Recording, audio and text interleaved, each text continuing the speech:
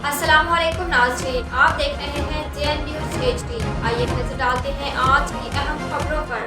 Lucky Marwat पाक सरजमीन party Khyber Pakhtunkhwa के senior नायब सदर खालिद हबीब ने मुल्क में अमन व अमान और मैशियत की गैर यकीनी सूरत हाल पर गहरी तशवीश का इजहार करते हुए सियासी क़यादत से तहम्मुल के साथ रहने की अपील की है।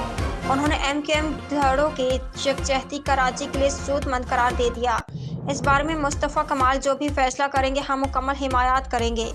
पाक सरजमीन पार्टी खैबर पख्तूनख्वा के सीनियर नायब सदर खालिद हबीब ने मुल्क में अमन अमान और मैशियत की गैर यकीनी सूरत हाल पर गहरी तशवीश का इजहार करते हुए सियासी क़यादत से तहम्मुल के साथ रहने की अपील की है।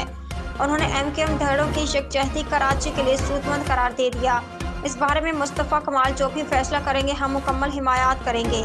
इन ख्यालात का इजहार उन्होंने आज यहाँ मीडिया के नुमाइंदों से गुफ्तगू करते हुए किया। सीनियर नायब सदर खालिद हबीब ने कहा कि मुल्क में अमन अमान की सूरत हाल काफ़ी तशवीशनाक है, जिससे मैशियत ज़मीन बोस हो चुकी है। अवाम में खौफ की फ़ज़ा कायम है। उन्होंने कहा कि MQM के तमाम धड़ों की यकजहती एक खुशआइन बात है, जिससे कराची के अमन को फ़रोग़ मिलेगी। उन्होंने कहा कि पाक सरजमीन पार्टी अमन की बहाली के लिए हर हद तक जाने के लिए तैयार है।